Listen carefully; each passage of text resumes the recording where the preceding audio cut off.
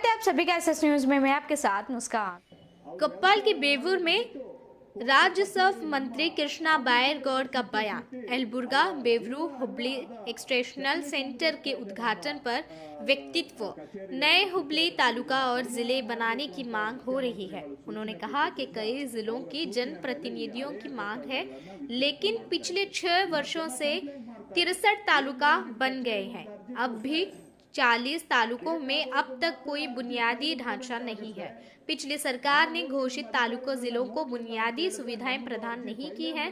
यह आरोप लगाते हुए मीडिया से बातचीत के समय पर उन्होंने कहा कि यह हमारी सरकार की जिम्मेदारी बन गई है, इसलिए उन्हें उचित बुनियादी ढांचा उपलब्ध कराने की जरूरत है। पिछली सरकार ने केवल तालुका और जिलों की घोषणा की थी। अब निकटवर्ती हसपेट को जिला घोषित कर दिया गया। पिछली सरकार ने घोषणा की थी, लेकिन बुनियादी सुविधाएं नहीं दी थी।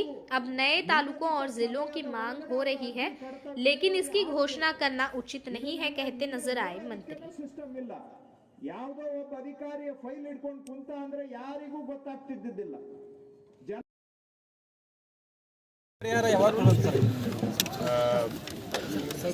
ಈಗ ಕೇಂದ್ರ ಸರ್ಕಾರಕ್ಕೆ ಸೆಪ್ಟೆಂಬರ್ 22ನೇ ತಾರೀಕು ಮನವಿಯನ್ನ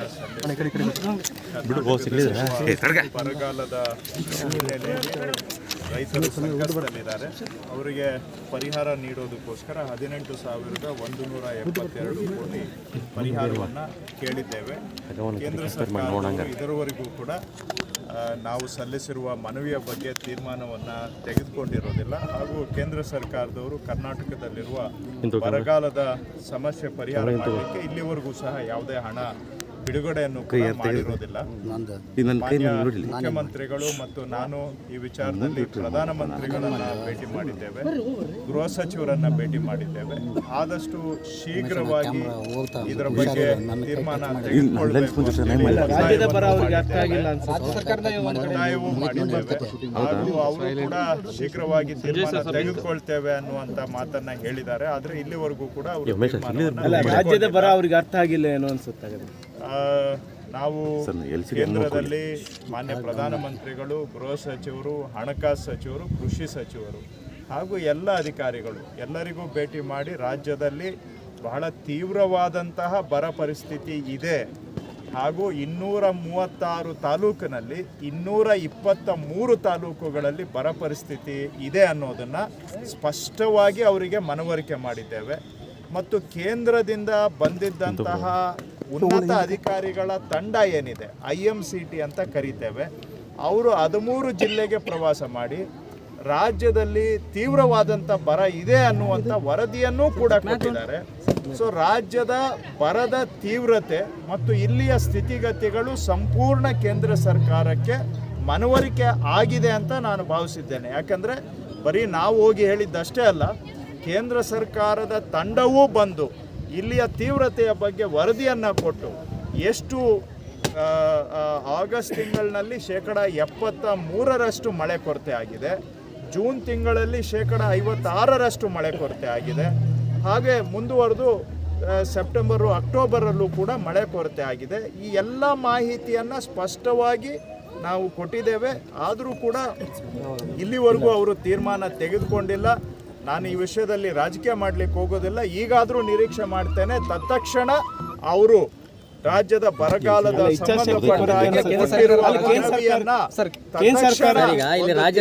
ತೆಗೆದುಕೊಳ್ಬೇಕು ಹಾಗೂ ಪರಿಹಾರ ಬಿಡುಗಡೆ ಮಾಡಿ.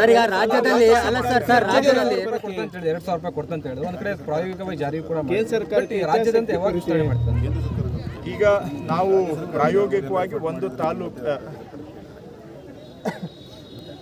ಕೇಂದ್ರ ಸರ್ಕಾರದಿಂದ ಇಲ್ಲಿವರೆಗೂ ಕೂಡ ಹಣ ಬಿಡುಗಡೆ ಆಗದೇ ಇರುವ ಹಿನ್ನೆಲೆಯಲ್ಲಿ ರಾಜ್ಯ ಸರ್ಕಾರದ ಕಡೆಯಿಂದ 2,000 ರೂಪಾಯಿವರೆಗೆ ಒಂದು ಮೊದಲನೇ ಕಂತಿನ ಪರಿಹಾರವನ್ನು ರೈತರಿಗೆ ಕೊಡುವಂಥ ತೀರ್ಮಾನವನ್ನು ಮಾನ್ಯ ಮುಖ್ಯಮಂತ್ರಿಗಳು ಮಾಡಿದ್ದಾರೆ. ಇದನ್ನು ಯಾವುದೇ ನಾವು ಹಿಂದೆ ಎಲ್ಲ ಏನಾಗ್ತಿತ್ತು, ನಮ್ಮ ವಿಲೇಜ್ ಅಕೌಂಟೆಂಟ್ಸು ಅವರು ಇವರು ಮ್ಯಾನ್ಯುವಲ್ ಆಗಿ ಇದನ್ನೆಲ್ಲ ಎಂಟ್ರ್ ಮಾಡುವಾಗ ನಿಜವಾದ ರೈತರನ್ನು ಬಿಟ್ಟು ಯಾರ್ಯಾರಿಗೋ ಎಂಟ್ರ್ ಮಾಡಿ ಅನಾಹುತಗಳಾಗಿ ದುರುಪಯೋಗ ಆದಂಥ ಉದಾಹರಣೆಗಳಿದ್ದಾವೆ.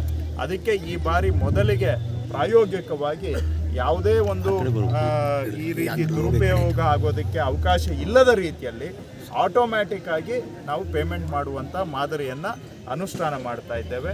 ಈ ವಾರದಲ್ಲಿ ಒಂದು ತಾಲೂಕಿನಲ್ಲಿ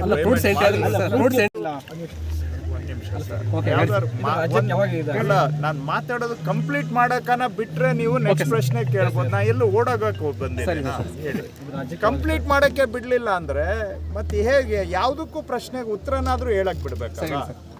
ಸೊ ಹಾಗಾಗಿ ಇವತ್ತು ಈ ವಾರದಲ್ಲಿ ಒಂದು ತಾಲೂಕಿನಲ್ಲಿ ಪ್ರಾಯೋಗಿಕವಾಗಿ ಮಾಡ್ತಾ ಇದ್ದೇವೆ. ಆ ಪ್ರಾಯೋಗಿಕವಾಗಿ ಮಾಡಿ ಅದರ ಸಾಧಕ ಬಾಧಕಗಳನ್ನು ನೋಡಿ ತತ್ಕ್ಷಣ ಇಡೀ ರಾಜ್ಯಕ್ಕೆ ವಿಸ್ತರಿಸುವಂತಹದ್ದು ಮುಂದಿನ ವಾರದಲ್ಲಿ ಮಾಡ್ತೇವೆ. ಫ್ರೂಟ್ಸು ಬಗ್ಗೆ ಈ ಹಿಂದೆ ಫ್ರೂಟ್ಸು ನಮ್ಮ ರಾಜ್ಯದಲ್ಲಿ ದಾಖಲೆ ಎನ್ನುವುದು ಒಂದು ರೈತರ ನೋಂದಣಿ ಡೇಟಾಬೇಸ್, ಫಾರ್ಮರ್ಸ್ ರಿಜಿಸ್ಟ್ರೇಷನ್ ಡೇಟಾಬೇಸ್.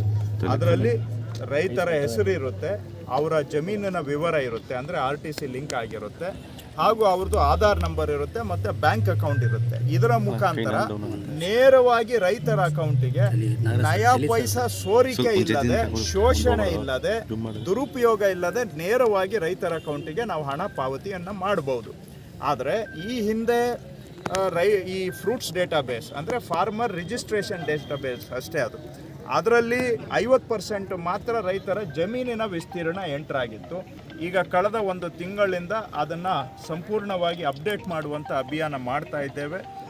ಈ ತಿಂಗಳು ಕೊನೆಗೆ ಮೆಜಾರಿಟಿ ಅದರಲ್ಲಿ ಒಂದು 80% 85% ಅಪ್ಡೇಷನ್ ಮುಗಿಯುತ್ತೆ. ಸೊ ಅದು ಆದರೆ ಇದೊಂದು ಶಾಶ್ವತ. ನಾವು ಈ ವರ್ಷ ಇದನ್ನು ಮಾಡ್ತಾ ಇದ್ರು ಕೂಡ ಮುಂದಿನ ವರ್ಷ ಇವ್ಯಾವೂ ಕೂಡ ನಾವು ಮತ್ತೆ ಮಾಡೋದು ಬೇಕಾಗಿಲ್ಲ. ಪ್ರಾಯೋಗಿಕವಾಗಿ ಮೊದಲನೇ ಬಾರಿಗೆ ಮಾಡುವಾಗ ಸ್ವಲ್ಪ ಸಮಯನೂ ತಗೊಳ್ಳುತ್ತೆ, ಹಾಗೂ ಕೆಲಸನೂ ಜಾಸ್ತಿ ಆಗುತ್ತೆ. ಒಂದೆರಡು ಗೊಂದಲಗಳು ಬರ್ಬೋದು, ಇಲ್ಲ ಅಂತಲ್ಲ. ಆದರೆ ಒಂದು ಬಾರಿ ಇದನ್ನು ನಾವು ಮಾಡಿಬಿಟ್ರೆ ಭವಿಷ್ಯದಲ್ಲಿ ಯಾವುದೇ ವರ್ಷದಲ್ಲಿ ಎನಿ ಡೇ ನಾವು within matter of 2 days or 2 ಅಥವಾ 3 ದಿನದಲ್ಲಿ ರೈತರ ಅಕೌಂಟಿಗೆ ಹಾಕ್ಬೋದು. ಆ ಥರ ಒಂದು ಸಿಸ್ಟಮನ್ನು ಈ ವರ್ಷ ತಯಾರು ಮಾಡ್ತಾ ಇದ್ದೇವೆ. ಪ್ರಾಯೋಗಿಕವಾಗಿ ಒಂದು ತಾಲೂಕಿನಲ್ಲಿ ಈ ವಾರದಲ್ಲಿ ಪೇಮೆಂಟು ಮಾಡ್ತೇವೆ. ಬೇರೆ ತಾಲೂಕುಗಳಲ್ಲೂ ಫ್ರೂಟ್ಸ್ ಅಪ್ಡೇಷನ್ ಕೆಲಸ ನಡೆದಿದೆ, ಬೇರೆ ಜಿಲ್ಲೆಗಳಲ್ಲಿ ತಾಲೂಕಲ್ಲಿ. ಅದನ್ನು ಕೂಡ ಈ ತಿಂಗಳು ಕೊನೆಗೆ ಮುಗಿಸ್ಬಿಟ್ಟು ಎಲ್ಲೆಲ್ಲಿ ಫ್ರೂಟ್ಸ್ ಅಪ್ಡೇಷನ್ ಮುಗಿದಿದೆ ಅಂಥ ಕಡೆ ಪೇಮೆಂಟನ್ನು ಇಮಿಡಿಯೇಟ್ ಮಾಡಲಿಕ್ಕೆ ಹಣಕಾಸು ಇಲಾಖೆಯಿಂದ ನಮಗೆ ಹಣನೂ ಬಿಡುಗಡೆ ಆಗಿದೆ. ರೈತರಿಗೆ ನೇರವಾಗಿ ಯಾರದು ಮಧ್ಯವರ್ತಿಗಳಿಗೆ ಅವಕಾಶ ಇಲ್ಲದಾಗೆ, ಶೋಷಣೆಗೆ ದುರುಪಯೋಗಕ್ಕೆ ಅವಕಾಶ ಇಲ್ಲದಂತಹ ಪಾರದರ್ಶಕ ವ್ಯವಸ್ಥೆ ಮುಖಾಂತರ ಹಣ ಪಾವತಿ ಮಾಡುವಂಥ ಕೆಲಸವನ್ನು ಮಾಡ್ತಾ ಇದ್ದೇವೆ. ಅದು ಸ್ವಲ್ಪ ಸಮಯ ತಗೊಳ್ತದೆ.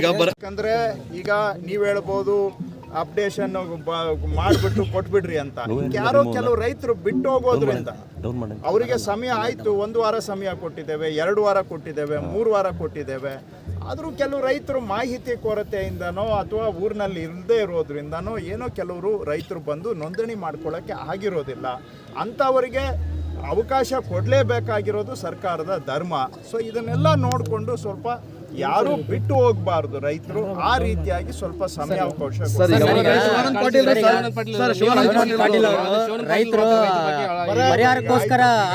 ಹೇಳಿದ್ದೇನೆ. ಇವತ್ತು ನಾವು ಕೊಪ್ಪಳ ಜಿಲ್ಲೆಯಲ್ಲಿ ಯಲಬುರ್ಗಾ ತಾಲೂಕಿನಲ್ಲಿ ಈ ಬೇವೂರು ಒಂದ್ ಕಡೆ ತಾವು ಬರಗಾಲ ಬಗ್ಗೆ ಇಷ್ಟೊಂದು ಮಾತಾಡ್ತೀರಿ ಸರ್,